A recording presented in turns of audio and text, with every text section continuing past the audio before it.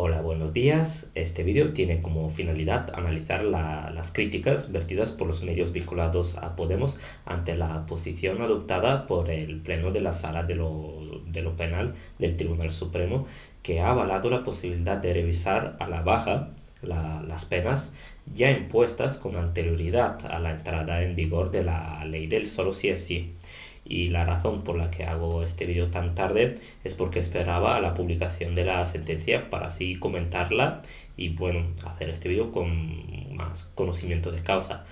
No obstante, a día de hoy la sentencia todavía no ha sido publicada ni en la página pública, la página del Poder Judicial, donde se supone que deberían subir todas las sentencias, ni en la base de datos privada que suelo usar. Así que, como es un tema cada vez menos actual, he decidido hacer el vídeo de todos modos. En resumen, este 7 de junio, la Sala decidió rechazar los recursos de casación elevados por el Ministerio Fiscal y varios condenados por agresiones sexuales, confirmando así que el criterio de la Fiscalía no es el correcto y que no es aplicable la disposición transitoria quinta del Código Penal de 1995, avalando así la interpretación de los magistrados que optaron por rebajar las penas. Frente a este hecho, los medios más progresistas reaccionaron virulentamente, acusando al Tribunal Supremo de prevaricar. Pero primero escuchemos el exacerbado comentario de Pablo Iglesias y después comentaré punto por punto todas las mentiras que componen este elaborado y maravilloso juego de matrioshkas. Vamos a profundizar en una noticia conocida ayer. Marchena entra en campaña y en la negociación entre Podemos y Sumar y posiciona al Supremo a favor de la reducción de penas por delitos sexuales aplicadas tras la ley del solo sí es sí, por una minoría de jueces en contra del criterio de la Fiscalía. Confirma así el Supremo las primeras rebajas de condenas firmes de delincuentes sexuales que han llegado a su mesa y rechaza los recursos de la Fiscalía que pedían anular esas rebajas. A ver si me aclaro. ¿Estaba o no estaba en la mano del Tribunal Supremo anular esas rebajas de penas a violadores que tanto escándalo social provocaron? ¿Estaba en su mano? Estaba en su mano. El Tribunal Supremo tan solo hubiera tenido que aceptar, como hace en la gran mayoría de los casos, el criterio de la Fiscalía y resolver en contra de esas reducciones de condena dictadas por unos cuantos jueces conservadores. Bueno, imagino que este escándalo y la furia que habrá desatado contra el Tribunal Supremo por tomar esta decisión, que permite que se reduzcan las penas a los violadores, habrá sido tremendo. Habrá movilizaciones contra el Tribunal Supremo, ¿no? Pues no. La verdad es que en este caso la noticia no ha sido muy comentada, digamos. Algún artículo en prensa y poco más. Nada de tertulias, ni de debates, ni señalamientos al presidente del Supremo, que tenía en su mano evitar eso que hace unos meses se llamaba las calles llenas de violadores. No haya debates sobre este asunto en las tertulias, ni tampoco el famoso contador de casos con la cara, en este caso, de quien ha decidido apoyar estas rebajas de condena. A ver, voy a hacer de abogado del diablo. A lo mejor es que desde el Supremo no tenían más remedio que aceptar que esto es así, que las rebajas de condena a violadores dictadas por una minoría de jueces estaban bien dictadas y que la culpa era de la ley del solo sí es sí, que las chicas de igualdad no saben hacer leyes. A ver, vamos a explicarlo. Hay algo llamado disposición transitoria quinta del Código Penal de 1995. Esto, que tiene un nombre con más apellidos que Cayetana Álvarez de Toledo y etcétera, etcétera, no es más que una norma que dice que no se pueden reducir esas penas ya dictadas en el pasado. El Tribunal Supremo ha decidido que no es pertinente aplicar esa disposición en el caso de la reducción de penas a violadores. Sin embargo, en otros casos sí lo ha considerado pertinente cuando se han producido modificaciones del Código Penal y nos hemos visto ante el mismo problema. Por ejemplo, en 2015, cuando tras una reforma legal promovida por el PP, el Tribunal Supremo sí tuvo en cuenta esa disposición transitoria para que las revisiones de condenas por terrorismo no acabasen en rebajas. Recordemos, para acabar, que esta decisión de avalar que los agresores sexuales tengan rebajas se toma desde la Sala Segunda del Supremo. ¿Recuerdan? La que el portavoz del PP, Cosidó, aseguraba por WhatsApp que controlaban por detrás. El gobierno de los jueces, con el mandato caducado desde hace 4 años ya y en manos de los intereses de la derecha, ha entrado en campaña electoral, amigos. El Supremo podía haber decidido seguir el criterio de la Fiscalía, una posición técnica absolutamente sensata, y respetar así la vigencia de la disposición transitoria, evitando lo que la prensa llamó escándalo y ahora, sin embargo, está ignorando. Marchena ha decidido rematar el trabajo comenzado hace meses, cuando se decidió que contra el Ministerio de Igualdad valía todo, incluso poner violadores en la calle para incendiar a la opinión pública. Así son nuestros señores togados. ¿Qué más tenemos, Dina? Primero, Marchena entra en campaña y posiciona al Supremo en contra del criterio de la Fiscalía. Marchena entra en campaña y en la negociación entre Podemos y Sumar y posiciona al Supremo a favor de la reducción de penas por delitos sexuales aplicadas tras la ley del solo sí es sí, por una minoría de jueces en contra del criterio de la Fiscalía. Manuel Marchena del Tribunal Supremo contra el criterio de la Fiscalía respecto a la ley del solo sí es sí. Aquí se insinúa que la decisión ha sido tomada arbitrariamente por un órgano unipersonal, es decir, por el juez Marchena en solitario y desoyendo la opinión de la Fiscalía, que por lo visto engloba la opinión de todos los fiscales. Esto es del todo falso. Para empezar, la decisión ha sido adoptada por el conjunto del Tribunal Supremo, por el conjunto de sus 15 miembros, y valiendo el voto del presidente, es decir, el voto del juez Marchena, lo mismo que el de cualquier otro miembro de la sala. Aquí debo mencionar también que el rechazo al criterio de la Fiscalía no se dio por mayoría simple, sino que fue una decisión unánime de todos los magistrados. Es ridículo, es absurdo insinuar que ni un solo miembro del tribunal sea lo suficientemente valiente para aguantar a las supuestas presiones ejercidas por parte del presidente de la sala. Supongamos por un momento que efectivamente se han dado estas presiones y que el presidente de la sala tiene alguna facultad de hacer y deshacer el Tribunal Supremo, que es demasiado suponer. Hablamos de juristas de reconocido prestigio, con una formación impecable. Si esta gente se viera en la calle, los grandes bufetes penalistas de España, los que llevan abogados pura sangre, de estos que cobran 200.000 euros por un juicio, estarían haciendo colas para contratarlos. Entonces, no sé yo por qué, si esto fuera así, si de verdad el juez Marchena estuviera haciendo algún tipo de presión, ni uno, ni tan solo uno, ha aguantado a estas presiones. Esto es un verdadero absurdo.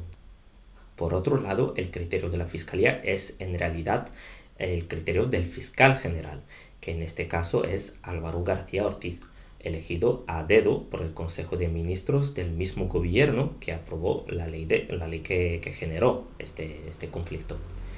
Por tanto, si los podemitas fueran mínimamente coherentes, deberían creer que es la Fiscalía y no el Tribunal la que obra movida por razones espurias. Es que la Fiscalía, ¿de quién depende? Que por cierto no es así. El criterio de la Fiscalía, al menos en este caso, se mantiene inalterado desde hace muchísimo tiempo, sea quien sea el fiscal enfrente. 2. Supone una anomalía procesal que el tribunal no siga el criterio de la Fiscalía. El Tribunal Supremo tan solo hubiera tenido que aceptar, como hace en la gran mayoría de los casos, el criterio de la Fiscalía y resolver en contra de esas reducciones de condena dictadas. Y vemos cómo el Supremo le da un carpetazo a lo que dice la propia Fiscalía, ¿no? O sea, algo totalmente inaudito, extraño. Bueno, es evidentemente una mala noticia que el Tribunal Supremo contradiga el propio criterio de la Fiscalía. No hace falta ser jurista ni haber pisado una sala de vistas en tu vida para entender qué despropósito supone el indignarse porque un tribunal no haya estimado la posición de la Fiscalía, sea la que sea la posición de la Fiscalía, ¿no? Se tiene que estimar por lo visto. Cualquiera que haya visto un cine jurídico, alguna película de abogados, de juicios, habrá notado que durante el juicio está el fiscal en la sala para acusar. y por el otro lado está el abogado del acusado para defenderle. Y durante toda la peli se mantiene cierto suspense hasta la escena final en la que el juez condena al culpable y absuelve al inocente, que es cuando todos sonríen aliviados, porque sea la que sea la decisión que toma, en las películas es la correcta, ¿no? Hace falta un final feliz, ¿no? Bueno, esto se debe a que el derecho a la defensa y a la presunción de inocencia obligan a darle al acusado todas las herramientas posibles para defenderse. Si el juez tuviera que limitarse a darle el visto bueno a todo lo que dijera el fiscal, viviríamos en un mundo muy diferente del actual, un mundo tolerable para Pablo Iglesias únicamente si tuviera él el poder de elegir los fiscales. Sería un mundo parecido al que describe Kafka en su novela El proceso, que bueno, una vez entrase en el sistema, una vez que el sistema pone su mirada sobre ti, la única certeza que te queda es que quedarás condenado, sin importar la veracidad de la acusación. 3. Estaba en manos del Tribunal Supremo anular las rebajas de pena a los violadores. A ver si me aclaro. ¿Estaba o no estaba en la mano del Tribunal Supremo anular esas rebajas de penas a violadores que tanto escándalo social provocaron? ¿Estaba en su mano?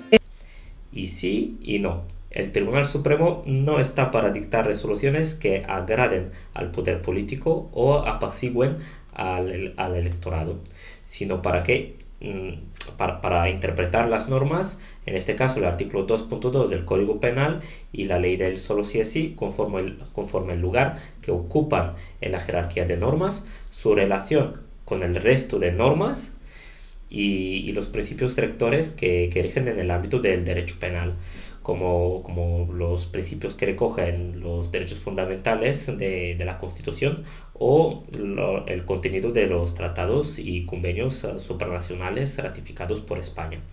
Lo único que podemos tener claro es que Pablo Iglesias está en contra del Estado del Estado de Derecho, ya que se lamenta de que el Tribunal Supremo no ha obedecido a intereses políticos y no ha interpretado la norma según le conviene a él. Bien, y a la vez, con eso, paradójicamente, le reprocha al tribunal haber dictado una resolución movido por intereses políticos. Es decir, para el líder de Podemos, la falta de independencia del Tribunal Supremo no supone un problema. Lo que sí que le incomoda, lo que sí que le supone un problema es que los que controlan el tribunal no son los suyos, no son de su cuerda política. 4. El Tribunal Supremo contradice su propia doctrina. Pero es que ya no es que contradiga la Fiscalía, es que se contradice a sí mismo. Porque la Fiscalía emitió durante todo este tiempo que hemos tenido de revisiones de condenas un decreto y una circular, y en ambos textos lo que aludía y con lo que justificaba que no había que revisar condenas era precisamente con sentencias del Tribunal Supremo que entendían que el derecho transitorio estaba vigente en nuestro país. Entonces, evidentemente, es un sinsentido que ahora mismo el Supremo se contradiga. Todos los medios pablistas, como el resto de medios de Jaume Roures, afirman que el tribunal ha cambiado su posición sobre la revisión de la pena con ocasión de esta nueva reforma. Y para probar esto citan dos sentencias que supuestamente respaldan la posición de Unidas Podemos. La sentencia del 2 de junio de 2015 y la del 27 de abril de 2017. Suelen soltarlas como si de un ejemplo se tratara, ¿no? Hay muchas, pero os enseñamos estas dos, ¿no? Para no saturaros. Pero llama la atención que todos estos medios citan expresamente a estas dos sentencias. Cualquiera diría que si la doctrina respaldara la interpretación podemita, habría un sinfín de sentencias que lo corroboren, ya que el Código Penal lleva vigente 27 años con sus respectivas reformas. ¿Y cuál es la verdadera doctrina del Tribunal Supremo? Que siempre que se reforme el Código Penal o se sustituye por otro código, habría que revisar la pena e imponer una pena conforme a la nueva norma, siempre y cuando esta nueva norma sea más favorable. Hasta aquí todo bien. Sobre esto los podemitas están de acuerdo. Donde sí hay un debate es a la hora de definir qué es una ley favorable, cuál es la definición de una ley más favorable. Y es que la doctrina, la de verdad, la que se lleva aplicando desde hace 20 años y en la que se ha reafirmado el Tribunal Supremo por unanimidad este mes, este 7 de junio, lo que dice es que a la hora de decidir qué ley es más favorable, se tiene que comparar la norma completa en el momento de la condena con la norma completa tras la reforma. La norma completa significa que se tiene que tomar en cuenta el Código Penal entero, todos sus artículos, sus agravantes, atenuantes, y sus reglas para calcular la pena, y no tener en cuenta únicamente el artículo que recoge el delito con su pena. Es decir, no se compara el artículo de agresiones sexuales de antes con el artículo de ahora, ¿no? Sino el Código Penal entero. Teniendo en cuenta el Código Penal reformado en su totalidad, el juez tiene que recrear un nuevo juicio teniendo en cuenta todos los hechos probados o que figuran como probados en la sentencia ya impuesta. Es decir, cuando se dicta una sentencia, el juez dice que quedan probados los siguientes hechos: que fulanito en la noche o el día de tal a X hora, o entre estas, o en una criba de unas cuantas horas, ha hecho esto, esto y esto. Pues a estos hechos probados se tiene que recalificar. El juez tiene que recrear un nuevo juicio teniendo en cuenta estos hechos, pero aplicando el nuevo código. Y si al calificar estos hechos conforme dicta la nueva norma penal se da una pena más baja que la realmente impuesta, entonces la nueva norma será más favorable y por tanto se tendrá que aplicar. De hecho, en cuanto a estos últimos supuestos, a esta última reforma, muchas de las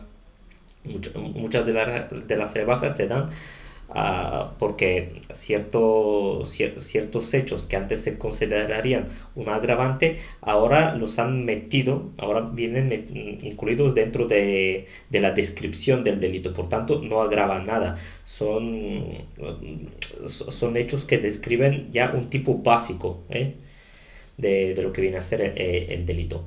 Y bueno, ahora que sabemos que el Tribunal Supremo no ha contradicho su doctrina, veamos de todos modos qué dicen estas dos sentencias por medio de las cuales el tribunal ha rechazado rebajar penas al trasladar los efectos de las disposiciones transitorias de una norma a otra norma posterior. Al menos esta es la teoría de los podemitas. El Tribunal Supremo ha decidido que no es pertinente aplicar esa disposición en el caso de la reducción de penas a violadores. Sin embargo, en otros casos sí lo ha considerado pertinente cuando se han producido modificaciones del Código Penal y nos hemos visto ante el mismo problema. Por ejemplo, en 2015, cuando tras una reforma legal promovida por el PP, el Tribunal Supremo sí tuvo en cuenta esa disposición transitoria para que las revisiones de condenas por terrorismo no acabasen en rebajas. Y resulta que los medios de errores vuelven a mentir. No obstante, lo hacen de una manera mucho más sutil, ya que esta mentira al menos sí tiene un elemento de verdad. Empecemos por la sentencia del 2015. Como mis amigos me dicen que acorte el sufrimiento que suponen mis videos, no entraré en detalles.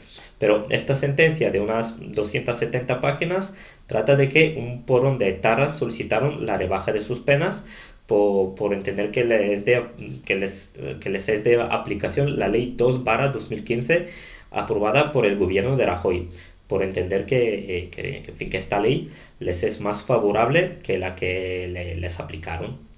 El tribunal rechaza su recurso por una simple razón: la ley cuya aplicación interesan todavía no había entrado en vigor. Es decir, esta es la razón, que para que una ley tenga efecto, primero tiene que entrar en vigor, y no fue el caso. Aún así, tienen razón los podemitas en algo. La sentencia, en su fundamento de derecho 135º, recoge la posibilidad de que hipotéticamente se apliquen las disposiciones transitorias de una norma anterior. ¿Y cómo los magistrados justifican esto? No lo hacen, tan solo lo sueltan y ala, a correr. ¿Y por qué lo dicen si no lo van a usar siquiera? Pues tampoco lo sé. Maldita falta les hacía liarla así. En cuanto a la sentencia del 2017, esta trata sobre uno de los terroristas de los atentados del 11 de marzo de 2004, condenado a 34.715 años de prisión, de los que pasaría como pena efectiva unos 40 años, que es el límite que impone la ley. Y el condenado en este caso recurrió porque quería que se le aplicara la pena de prisión permanente revisable, al entender que le sería más favorable. El tribunal vuelve aquí a mencionar la posibilidad de aplicar la disposición transitoria de una norma a otra norma diferente, que es básicamente lo que buscaban los podemitas ahora, aplicar la disposición transitoria quinta del Código Penal del 95 sobre esta nueva norma, ¿no? Por eso entendían que la situación era análoga, por eso se apoyaban a estas dos sentencias. Bueno, en el caso, el de la sentencia del 2017, señala la sentencia que en dichas disposiciones se establece el efecto retroactivo de las disposiciones más favorables, reiterando lo dispuesto en el artículo 2.2 del Código Penal. Y es justamente esto lo que hace innecesario mencionar la posibilidad de aplicar la disposición transitoria de una norma a otra. Para llegar a la conclusión de que el derecho penal obliga a aplicar la norma penal favorable al reo, basta con el artículo 2.2 del Código. No hacía falta repetir la cagada de la sentencia de 2015. Finalmente, y para satisfacer vuestra curiosidad, os diré que el tribunal decidió que la pena permanente revisable no es más favorable para el reo, ya que podría llegar a superar los 40 años. Es decir, como es revisable, efectivamente, podría finalmente ser reducida a menos de 40 años, pero también es posible que lo supere. Y, en fin, esta es la extensa jurisprudencia que forma la doctrina a la que se refieren los medios de extrema izquierda. Entonces, ya sabemos que la doctrina, la de verdad, no es propicia a la aplicación de la disposición transitoria quinta del Código Penal de 1995 a normas aprobadas después del Código.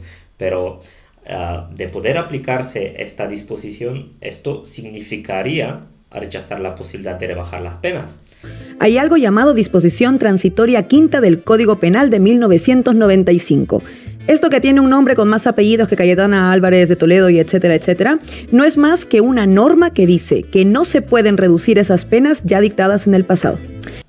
Según Unidas Podemos, esta disposición dice que no cabe revisión de la pena siempre que la ya impuesta antes de la reforma encaja dentro de la pena abstracta que el Código Penal prevé para estos hechos tras la reforma. Es decir, que si antes se ha aplicado una pena de 4 años, y si ahora con la nueva reforma para estos mismos hechos se prevé una pena de entre 1 año a 8 años, no cabe revisar la pena, porque la pena de 4 años ya impuesta entra en la nueva horquilla de penas. Esto es lo que quieren decir los podemitas.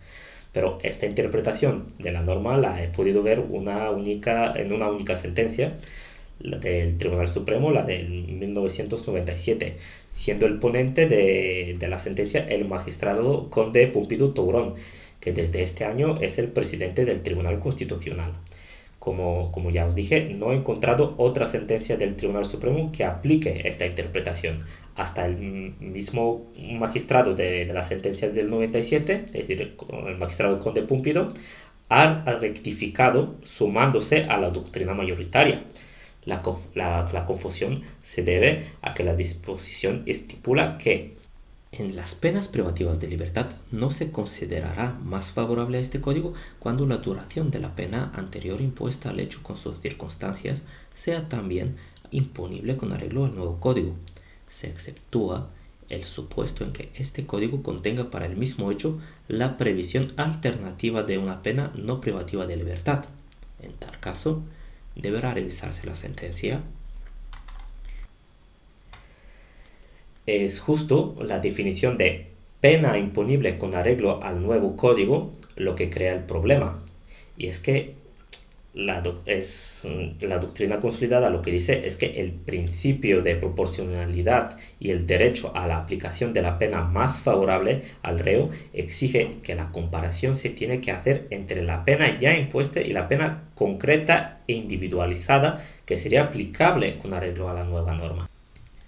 Así que ni el magistrado Marchena ha actuado en solitario contra Irene Montero, ni hay algo raro en que el Tribunal Supremo contradiga a la Fiscalía, ni dos sentencias forman doctrina, ni estas dos sentencias, en concreto, se sirven de trasladar la disposición transitoria de una ley a otra para así rebajar las penas, ni la disposición transitoria que evocan los podemitas frenaría la revisión de las penas a la baja. Es un juego de matrioscas de mentira, una mentira dentro de otra mentira, dentro de otra mentira. A lo mejor es que desde el Supremo no tenían más remedio que aceptar que esto es así, que las rebajas de condena a violadores dictadas por una minoría de jueces estaban bien dictadas y que la culpa era de la ley del solo sí es sí, que las chicas de igualdad no saben hacer leyes.